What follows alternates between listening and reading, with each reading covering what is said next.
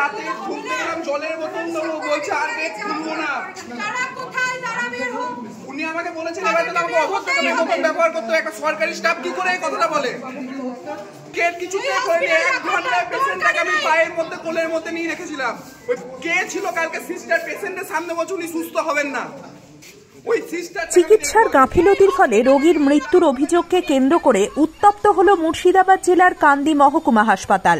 মৃতের নাম অলোক কুমার চন্দ্র, বাড়ি কান্দি পৌরসভার অন্তর্গত 2 নম্বর ওয়ার্ডে। তিনি কান্দি শহরের প্রসিদ্ধ স্বর্ণ ব্যবসায়ী ছিলেন।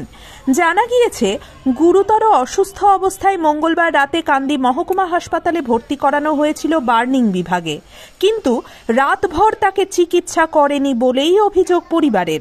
বুধবার সকালে বিনা চিকিৎসায় তার মৃত্যু হয় কান্দি মহকুমা হাসপাতালে। ঘটনার খবর পেয়ে ঘটনাস্থলে পৌঁছায় কান্দি থানার পুলিশ প্রশাসন, পৌঁছায় কান্দি পৌরসভার চেয়ারম্যান জয়দেব ঘটকও। তবে বিনা চিকিৎসায় রোগীর মৃত্যুর অভিযোগকে কেন্দ্র করে দফায় দফায় চলে মৃত রোগীর পরিবারের বিক্ষোভ।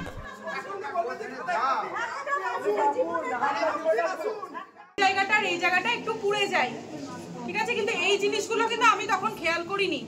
তারপরে হসপিটালে দিলাম, দেওয়ার হসপিটালে আনা হয়, বাবা আসতে চায়নি, তারপরেও হসপিটালে নিয়ে আসা হয়। আমি আসিনি সেখানে, মা এসেছিল, গিরিশ এসেছিল, আর আমার কাকা এসেছিল, ভাইও এসেছিল। সবাই মিলে নিয়ে আসার পর কে ছিল আমি জানি না, 2 জন নার্স এবং একজন মনে হয় গার্ড ছিল একজন, যারা হসপিটালে আমার মাকে অ্যালাউ করেনি। আমি জানতে চাই কোন রুলে লেখা আছে যে একটা হাজবেন্ডের কাছে একটা ওয়াইফকে থাকতে দেবে না, এবং কোন রুলে লেখা আছে যে একটা মানুষের জীবনের আগে একটা হসপিটালের কার্সি এবং একটা রুল। একটা মানুষের জীবনের আগে কি হসপিটালের কার্সি আর রুল, তার এই পরিবেশ? কোনো ট্রিটমেন্ট হয়নি, কোনো ট্রিটমেন্ট হয়নি, কোনো ডাক্তার জাস্ট একবার ভিজিটে আসে। আর এবং এখানে প্রত্যেকটা নার্স, প্রত্যেকটা বলবো না, কিছু কিছু নার্স আমার মায়ের সামনে কালকে ছেলের সঙ্গে দরজা বন্ধ করে দিয়েছিল এই ঘরে। আমি দেখিনি, কিন্তু আমার মা দেখেছে। এবং এটা এর আগেও দেখেছি, এর আগেও আমার বাবা একবার হসপিটালে অ্যাডমিট হয়েছিল জাস্ট কিছুক্ষণের জন্য, তখন আমার বাবার সাথে এই রকমই খারাপ ব্যবহার করা হয়েছিল। এবং পেশেন্টের সামনে যে পেশেন্টকে নিয়ে চলে যান, বাঁচবে না, এটা কি রকম কথা? সরকার কি এমনি এমনি মাইনে দেয় এদেরকে, এমনি এমনি বসিয়ে রাখে? মানুষের সেবার জন্যই তো রাখে এদেরকে। আমরা খোঁজ নিয়ে দেখলাম যে ডাক্তারকেও নাকি কল দেওয়া হয়নি।